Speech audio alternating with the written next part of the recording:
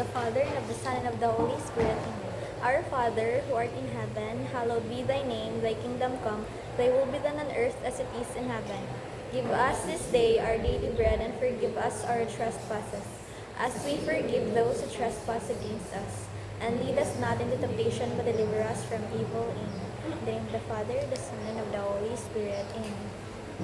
Good morning. Batikan kami dyan sa likod kung magkakal. Yes. Ang pili mabatang, please put your bags down under the table.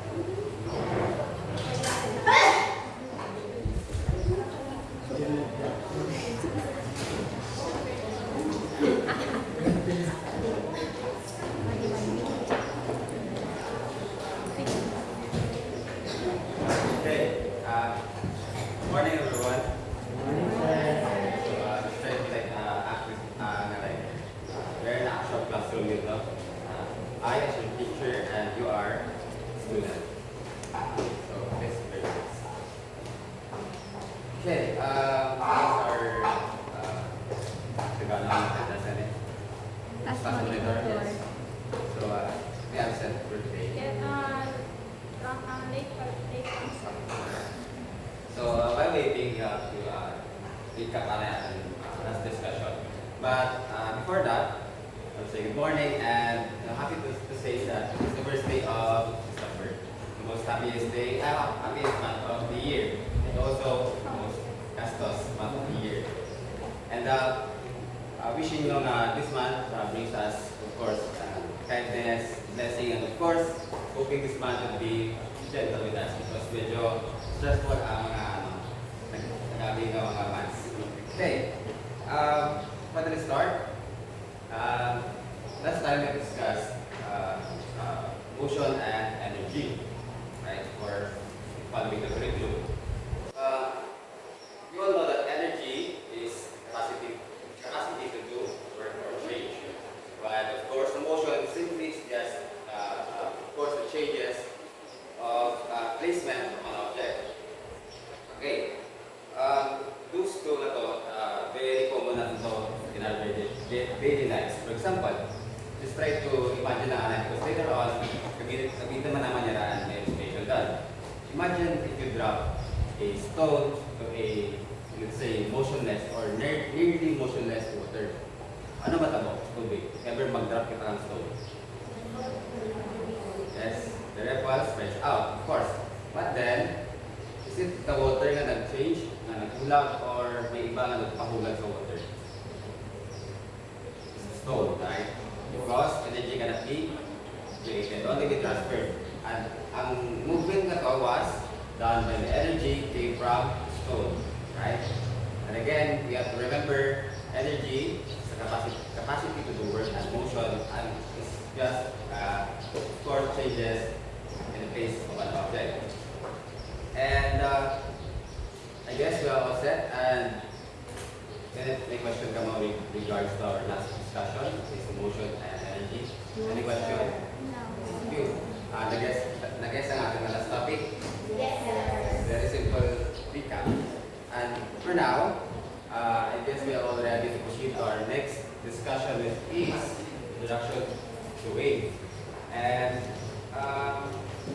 for that, I will be playing a short video, so that mag-guess natin what is wave. And of course, after that, we will be having a short energizer, which would only last, supposed to be 5 minutes. Okay?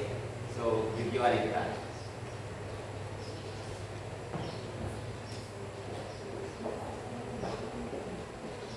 Ano yung sino ang minalat natin? Okay. So,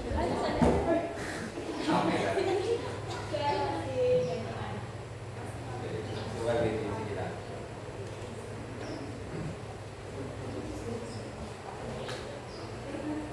Ang video natin is may abay na medyo mga private personal, but then of course, this is only for educational purposes. It of course with humor, so that hindi mag-boring ang ating nga po.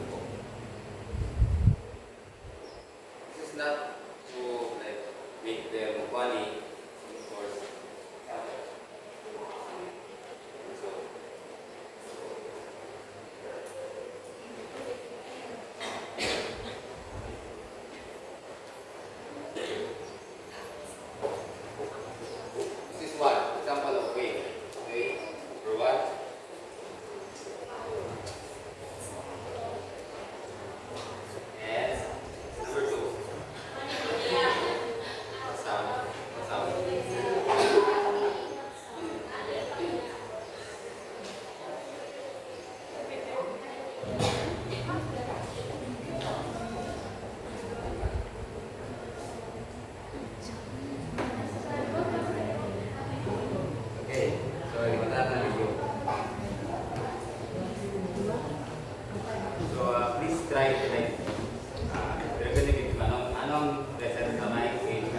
one, for example, ng page is that this.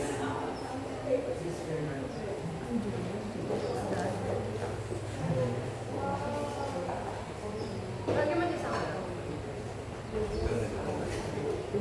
Dua yung. Dua magiging.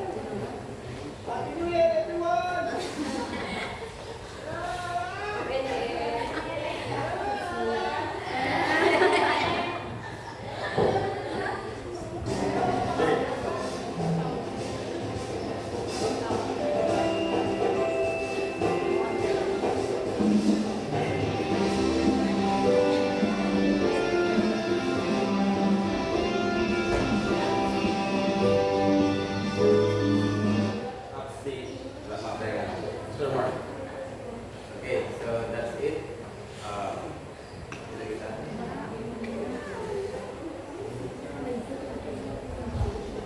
So, sa yung nila ng video, there. Slide. So,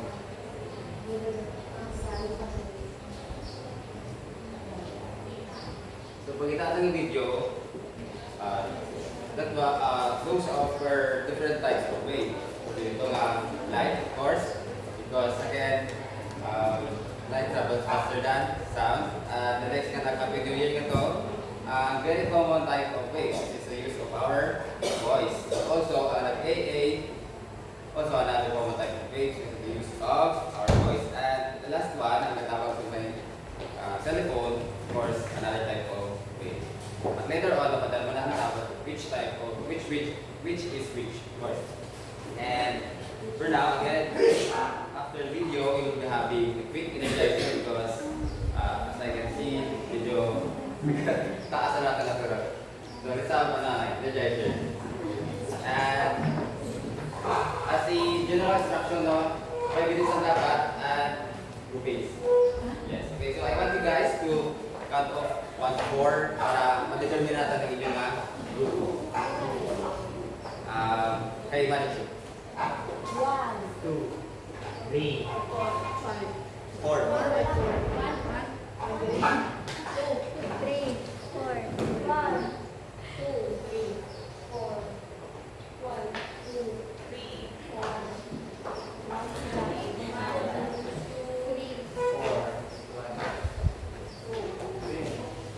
And that's it. Ang one, ja.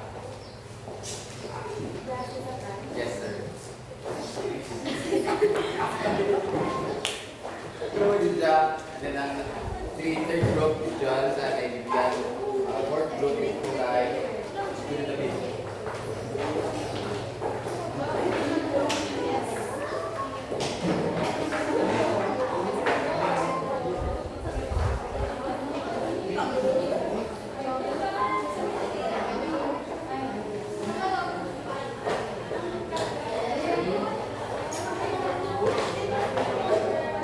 Okay. Guys, as in general instruction now, in this game, 3 pictures will be shown along with a set of jumbled letters. Next is that we use the pictures as clues to guess the correct word. And every group should arrange jumbled word letters to form a word. And then last one is to write the answer to the blank boxes. Ang blank boxes, ang namin is idya sa kada picture.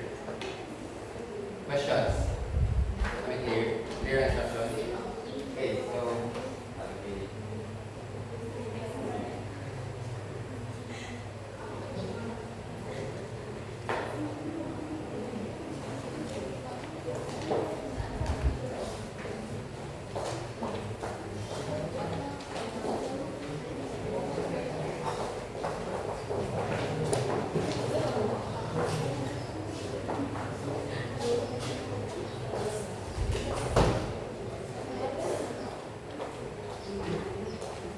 Okay, so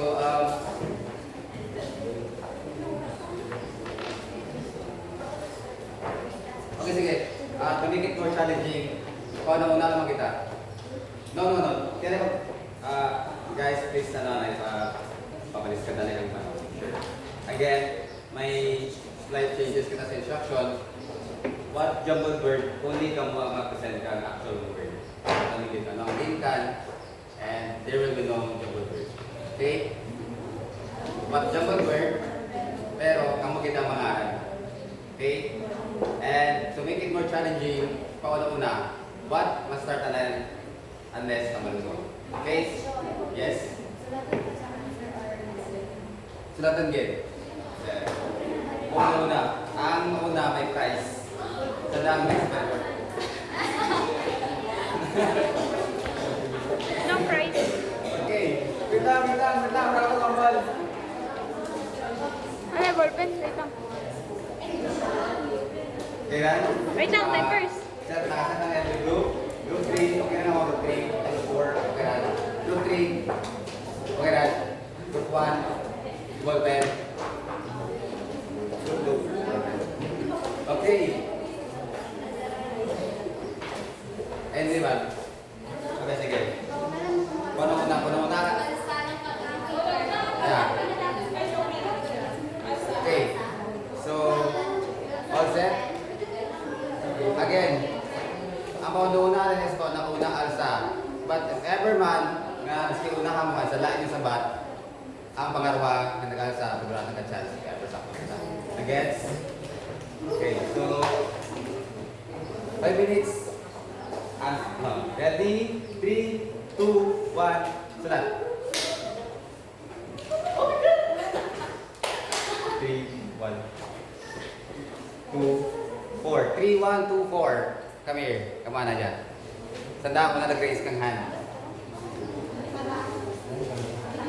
Ito dyan. Dala. Masatuloy nyo sa bat. Dalawa na. Split second. Okay. So, ang picture kang group 1, ang group 3, amaya ang butang sa picture na da. The answer, ang ibutang na is wave. Sakto ba ka? Alright. And then, of course, ang second na nag-alsa, group 1. Ang picture ang ito bro ka ng da, was this. And, yes, sakto man. And, of course, the next na nag-alsa was group 2. Lapit-lapit na lagi man mo, kano ganito sa da. And, taktuan na nga. Ba, and then the last one, group 4. The picture. Yeah, and the one na is, yes, very good. So, ang nagdaag is group 3. So, saan ma report next? Alright, guys. Thank you, everyone. Thank you.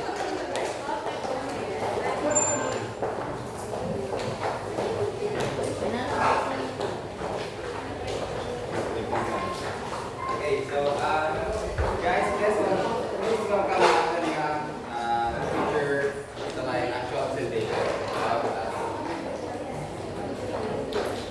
So everyone, please settle down as we proceed our discussion. So today,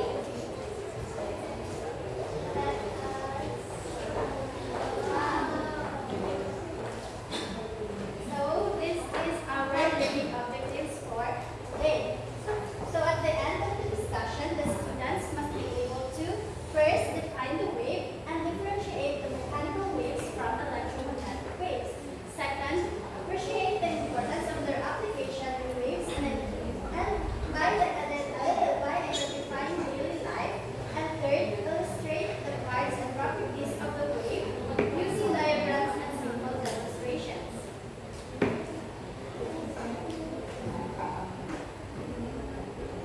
People at the back, are you listening? Yes. Okay, so first, let us define what is waves. So waves are repeating disturbances that carry energy from one place into another. So we have here the two types of waves, which are mechanical waves and electromagnetic waves. So first, let us define what is a mechanical wave. So Shaira Gonzalez, can you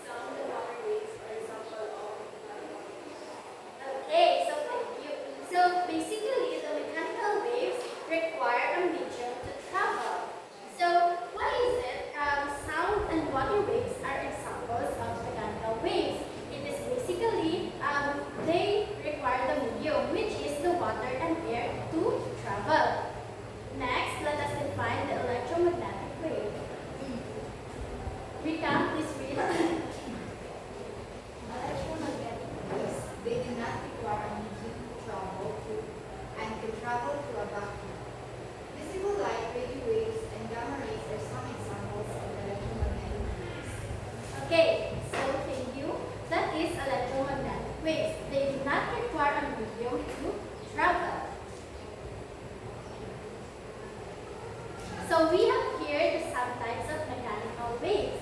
So, Kaina, we define what is mechanical waves. So, now let us define what is. By the way, there are two different types, or there are two subtypes of mechanical waves, which are the longitudinal waves and the transverse waves.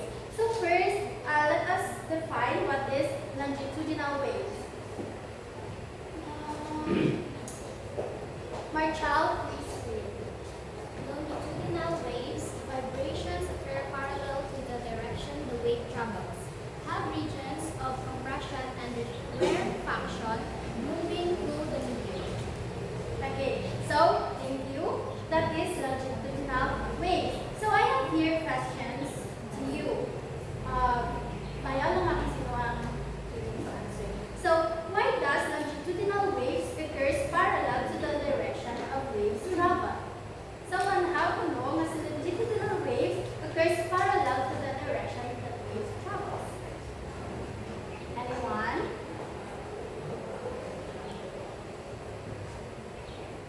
None? Okay. So, this means that the compression and the rarefactions happen in the same direction as the wave travels.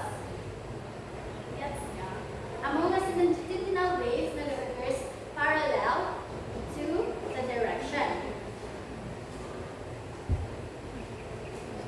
So next, we have here longitudinal wave.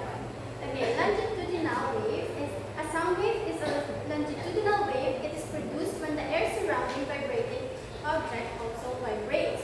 The air particles produce a series of compressions and rarefactions, which then travel and enter the receiver's ear. So as you can see here, we have here the radio. So as the radio releases the sound, it compresses, then nagsaprat na paagdo sa receiver's ear. So kung ano pang ang sound na ma-receive ni receiver.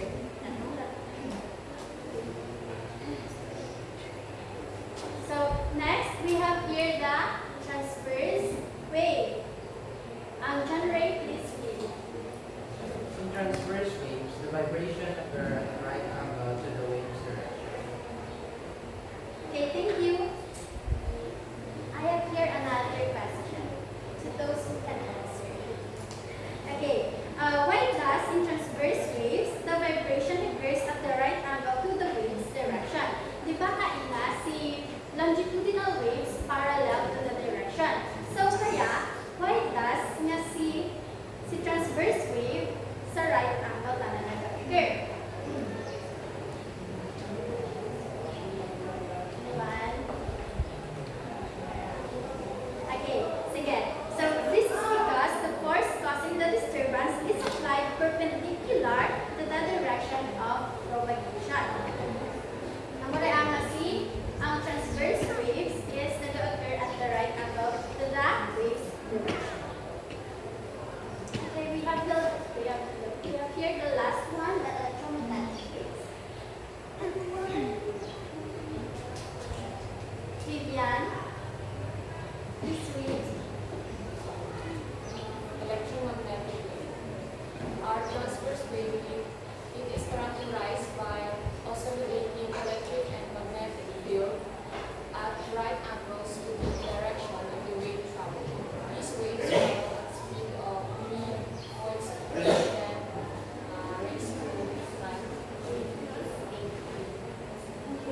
9.7 in a vacuum. The electromagnetic spectrum can be divided into 7 groups: ratio wave, microwave, infrared light, visible light, ultraviolet light, X-ray, and gamma.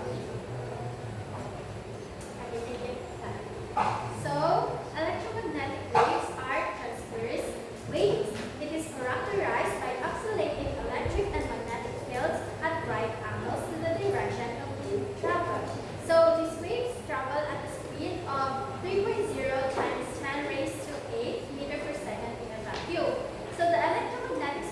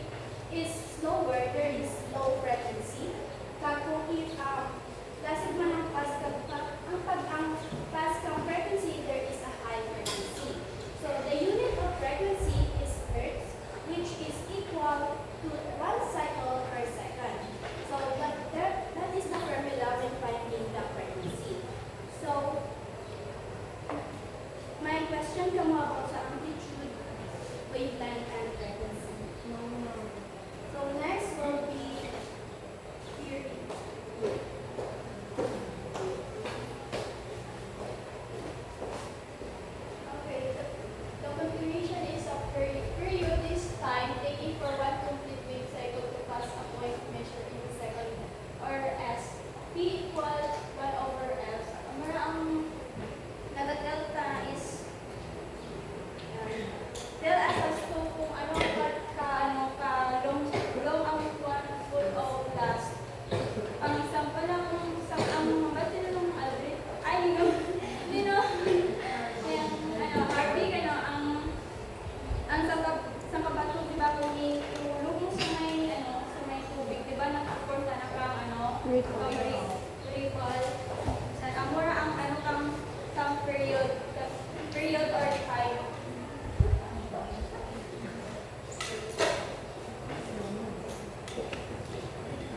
Next is wave of speed or v or velocity is defined of distance and wave travels per second. We can also define wave speed as the rate at which energy transferred through a medium. Ang unit na for speed is meters per second or meter per seconds.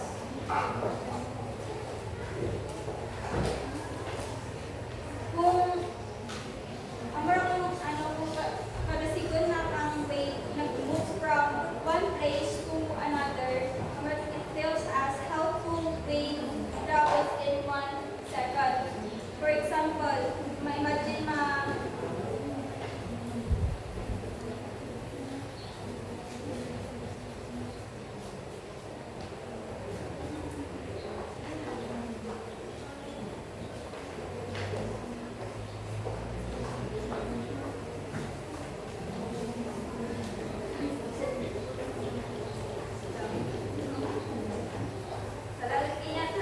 ang sa period dali ang gali ang example na gali ang magtabot kita ka sa kano gali nagabagal ang sa period ko gali ang example na gali kato ang sa wave na to gali magbuhay gali ka na 2 ka segundo mapumpita na up to down cycle. Then ang period downtime or period of the wave is T equal 2 seconds. The means of full wave kung nangyayari lang yan tuwing 2 ka segundo.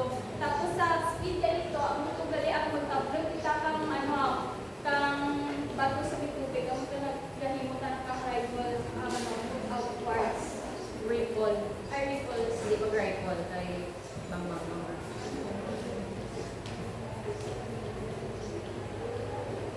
Tapos kami ang calculating speed of a wave. The speed of wave depends on frequency and wavelength. When calculating this speed, we use the following formula. Ang V by ang speed equal F ang marang frequency. Tapos times mo sa lambda or wavelength in meters.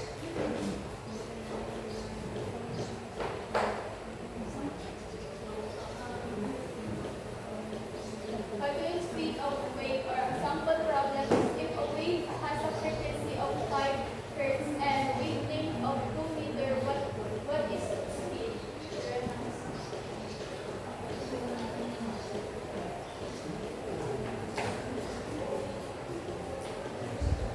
Diba ng formula is V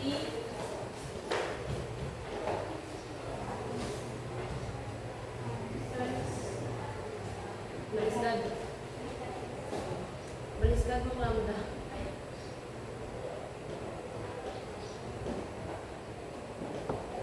tapos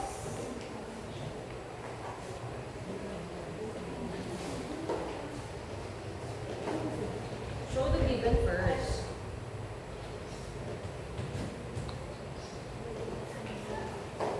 ano ang sa F, pirat ng Ano yung F?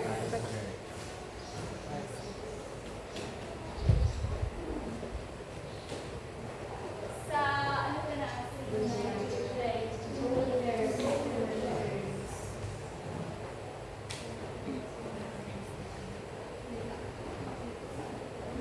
And then what is unknown there? Base na ba ang pinag-aralan? Okay. Tapos,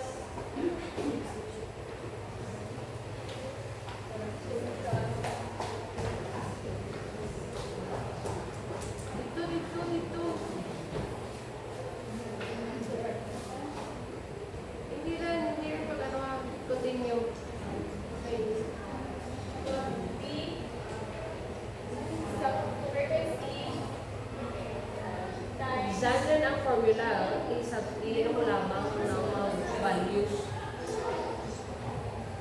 Diba? Frequency is 5 times Hertz, times 2 meters. equals V is equals to multiply the hertz sa meters. Kira. 10 meters per second.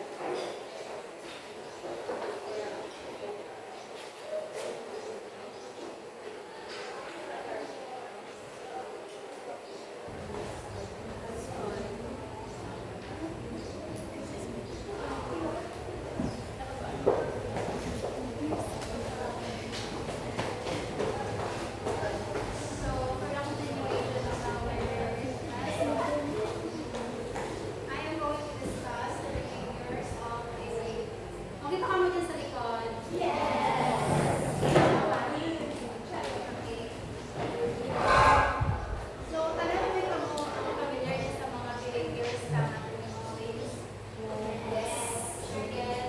Yes. Sa likod? Yes.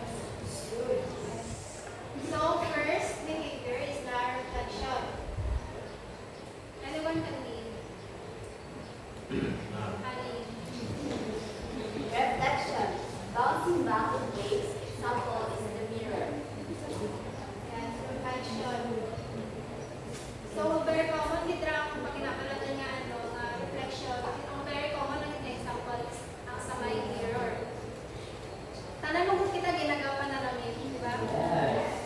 Kung magpanalamin ka mo, di ba, ang reflection ninyo is say na kung kung riday yung aray, syempre ang sa may salamin niya kung riday yung aray. Masyak na lang mo kung riday yung aray tapos salamin dito sa piyaka. Okay, reflection. Kung sa kung sa may first example kita ang reflection, a wave hitting a surface like a mirror appears like symmetrically. So, pag yung mga symmetrically is equal ka na say mana na same yes, both sides na angle or same. Tapos, next is refraction. Refraction is bending the wave when changing medium. Ako sa refraction ng tala, magkakatas ang pang reflection, di ba, kung magkakaroon ng wave. Kung sa may sa reflection, nalida ang light, yung mirror. Kung kung sa may reflection is, tapos diya ang light, magpapanalit diya is equal ka na same yung na. Tapos, kung sa may refraction ng tala, angle of incidence yan. Angle of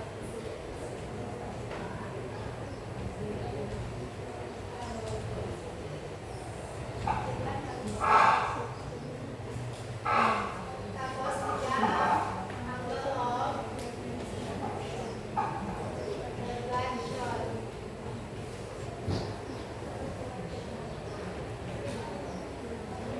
Tapos, equal ang laman.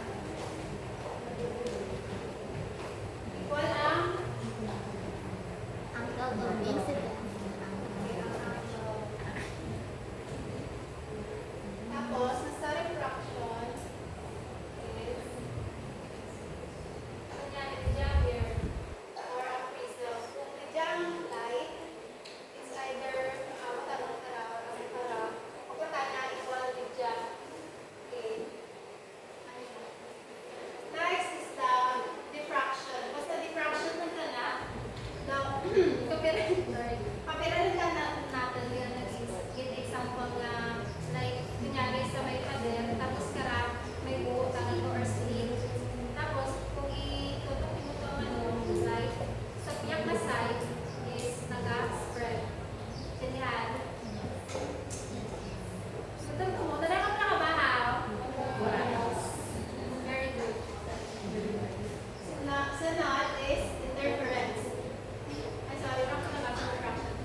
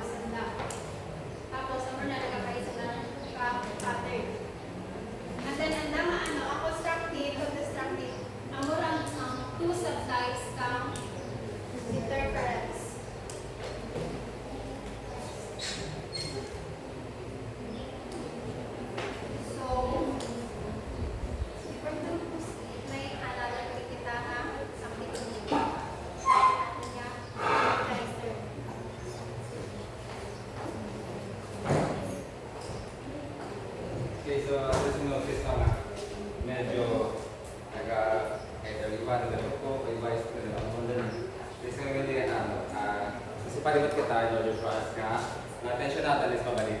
Diyan naman. Wala kami sa attention. Okay. So, instruction. I need you to stand in the form of circle. So, if they pass the color, hold the die when the song is playing. When the song starts, the student holding the color die will answer the question of the selected color that he or she chooses in the color die. Of course, and if the student got the correct answer, he or she will be given a prize. And if not, will be given a punishment. And the game continues until the song ends. Okay, so regards sa may prize natin, ang mga answer may gift kay Santa Claus. Bibili kay Santa Claus ha? Ate, pakay mo na nga nabili kay Santa Claus. Sige, form a circle.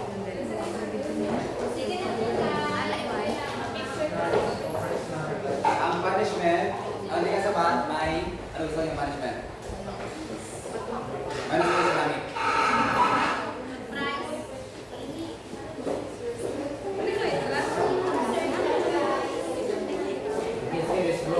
Okay, again, and I hope this activity will last 5 minutes lang because we're at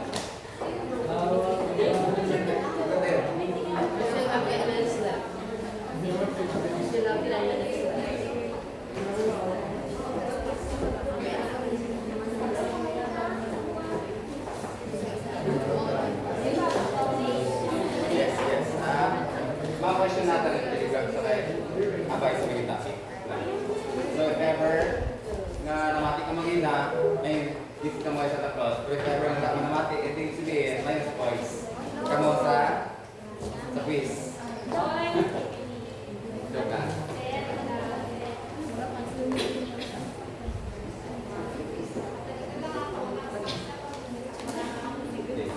Lagay sa instruction natin, kung sino ang nakapunta kang may wagang yan. Start na. Kung mabili kang color ha, kayo. So, start by the time na mag-start music. Start. Ayun lang. Yan na.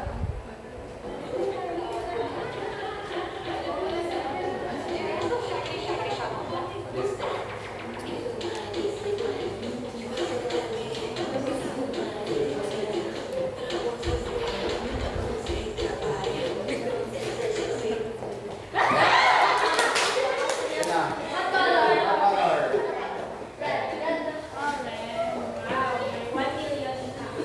Your question is. Question is. Basa. I will read question 1. In longitudinal waves, vibration occurs blank to the direction of wave travel, along or parallel.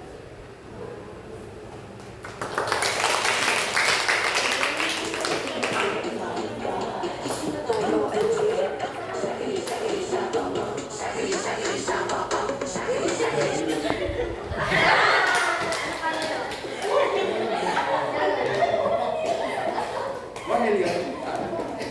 Your question is. I will read question 2. Transverse waves. In transverse waves, vibrations occur at blank angles to the wave's direction. Perpendicular. Bongga.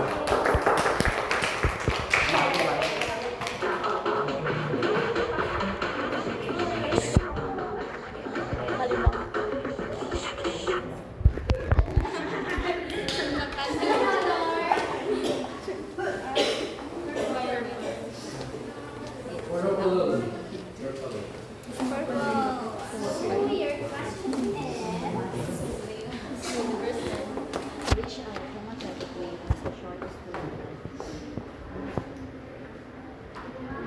So ang question is, which electromagnetic wave has the shortest wavelength? Gamma. Gamma ray. Correct.